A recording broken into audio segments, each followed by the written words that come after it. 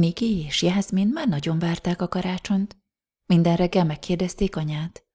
Anya, mennyit alszunk még karácsonyig? Már csak 2 kell aludni, és itt a karácsony, mondta anya. Gyertek, nézzük meg, mit rejteget ma számunkra az adventi naptár.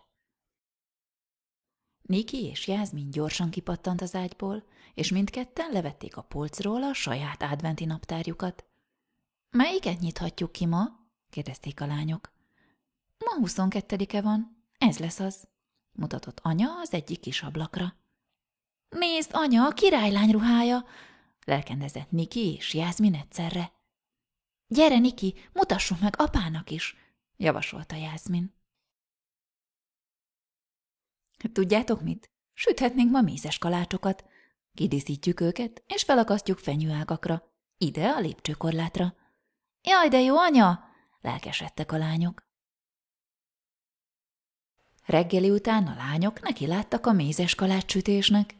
Niki és Jászmin ügyesen segített anyának tésztát gyúrni, majd sodorni, és végül kiszaggatni. Szívecske, csillag és fenyőfa formákat készítettek. Anya megsütötte a mézes kalácsokat, majd miután kihűltek, együtt festették ki azokat cukormásszal. Másnap a lányok sokkal izgatottabbak voltak, mint előző nap. Egyre lassabban teltek a napok karácsonyig. Mi lenne, ha ma készítenénk karácsonyi díszeket színes papírból? Javasolta anya, hogy elterelje a lányok figyelmét. Niki és Jászmin már szaladt is, hogy színes papírokat, ceruzákat, ollókat hozzanak.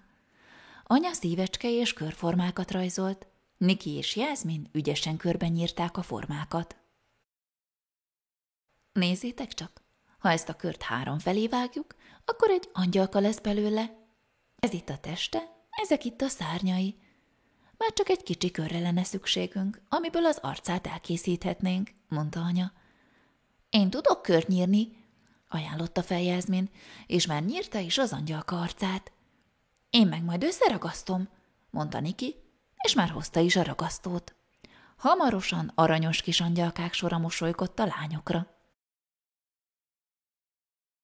Amíg a lányok a karácsonyi díszekkel voltak elfoglalva, addig apa a lépcsőkorlátra fenyőágakat erősített. Majd miután végzett, így szólt Nikihez és Jászminhoz. Nézzétek csak, ide akaszthatjátok az elkészült díszeket. Niki és Jászmin gyorsan összegyűjtötte az elkészült angyalkákat és szívecskéket, és már szaladtak is apához. Anya hozta a mézes kalácsokat, és együtt díszítették fel a fenyőágakat. Végre elérkezett a karácsony. Anya, ma van karácsony? Kérdezték a lányok reggel anyát, amint kinyitották a szemüket. Igen, ma van karácsony, válaszolta anya mosolyogva. Délelőtt anya sütött-főzött az esti ünnepre. A lányok segítettek neki. Nagy volt a sürgésforgás. Ebéd után Niki és Jászmin egy kicsit lepihentek, hogy újult erővel várják az esti ünnepet. Miután a lányok felébredtek, anya és apa segített a lányoknak felöltözni az ünneplő ruhájukba. Anya és apa szintén csinos ruhába öltözött erre a fontos napra. Egyszer csak így szólt apa. Lányok, ti is hallottátok, amit én? Mintha egy kis csengettyű csilingelt volna. Niki és Jászmin ámulva néztek hol anyára, hol apára. Gyertek, menjünk a nappaliba, nézzük meg, mi lehetett az, javasolta apa. Anya, apa, Niki és Jászmin együtt mentek le a nappaliba, ahol halk karácsonyi zene szólt. A szoba egyik sarkában hatalmas karácsonyfa állt, tel is tele színes díszekkel és égőkkel.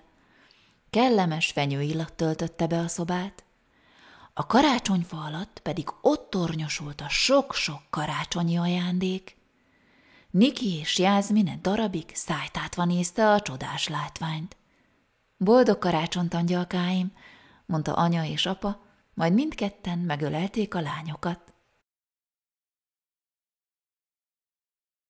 Gyertek csak, nézzünk meg, mi ez a sok minden itt a fa alatt, mondta apa. Niki és Jászmin egyszerre szaladtak a fához, hogy megnézzék az ajándékokat. Ez a nagy piros csomag biztosan az enyém, mondta Niki, és a legnagyobb csomagra mutatott. És csak tücsök. Itt egy cédula, és az van ráírva, hogy Nikinek és Jászminnak szeretettel, olvasta anya. Akkor ez közös, mondta Niki, és gyorsan kikapta anya kezéből a dobozt. Niki és Jászmin egyszerre tépték a csomagolópapírt a nagy dobozról. Anya, nézd, egy királylánykastély, kiáltott Niki lelkesen. Anya, hisz ez csodaszép, mondta Jászmin. Pontosan ilyet szerettem volna. Látjátok, milyen jó? Épp a királylányoknak való, akiket az adventi naptárban találtatok. De a következő percben Niki már ismét a karácsonyfa alá mászott, hogy a többi ajándékot is kibontsa. Anya, erre mi van írva? kérdezte. Ez most tényleg csak a tiéd, mosolygott anya. Niki már tépte is a csomagolást. Ebben a dobozban pár picurka állatka lapult. Niki szeme csak úgy csillogott az örömtől, és boldogan ölelte magához egyiket a másik után. Nézd csak, itt meg azt írják, Jászminnak szeretettel, mondta apa Jászminnak. Jászmin gyorsan kibontotta az ajándékot. Királylányruha, igazi királylányruha, lelkendezett Jászmin. Anya, segítenél kinyitni? Jászmin gyorsan belebújt a ruhába, és nagy mosollyal az arcán forgott apa és anya előtt. A fa alatt még egy-egy mesekönyv is volt mindkét lány számára. Niki az egyik állatkát szorongatva lapozgatta a mesekönyvet, Jászmin pedig a királylány ruhában olvasott. Anya, léci, olvasd el nekünk a mesét, kérték a lányok anyát. Elolvasom, de előbb vacsorázzunk, válaszolta anya. Niki és Jászmin az asztalhoz ültek. Anya előkészítette az ünnepi vacsorát. Apa meggyújtotta a gyertyákat az asztalon. Vacsora után a lányok szaladtak is az új játékaikhoz. Anya és apa késő estig játszott a lányokkal. Este anya még olvasott az új mesekönyvekből, mielőtt a lányok elaludtak volna. Bár csak minden nap karácsony lenne, mondta Jászmin mosolyogva, majd álomra hajtotta a fejét.